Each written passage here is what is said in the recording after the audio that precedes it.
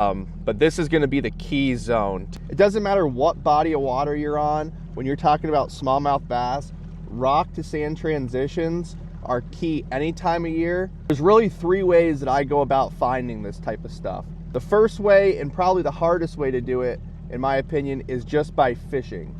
And that is just dropping the trolling motor and fishing down the bank, and eventually you're gonna run into these areas, okay? You're gonna start either catching a lot of fish, and then you're gonna realize after the fact of what you've stumbled upon, or you're actually gonna visually see it with your eyes. And the second way to find it is utilizing side scan. You know, idling down the bank, idling flats. Okay, this doesn't have to be close to the shoreline, but you're looking for these areas where it goes from sand to rock. So this is all gravel rock here. This is awesome pre-spawn stuff. Okay, a lot of fish are gonna set up on this rock. We actually idle up right here is kind of the main transition here from rock. So this is all gravel, chunk rock right here. They're a little bit bigger boulders out to the right side of the boat. And this is our transition line. This is where we have a strong transition from rock and gravel into sand. But this is gonna be the key zone. The third way to find this stuff, and probably the easiest and most efficient, is utilizing Google Earth. So Google Earth is amazing at finding shallow water, you know, rock to sand transitions, grass, boulders, anything like that. Anything really 10 foot and shallower, in particular in the north, can be seen on Google Earth most of the time.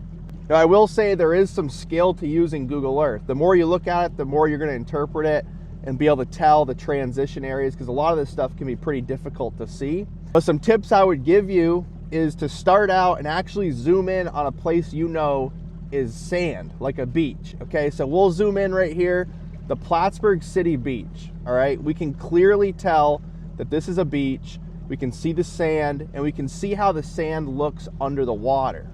Cumberland Head Point, slate rock, no sand in sight. Okay, we're gonna get a really good image of exactly what slate rock is looking like.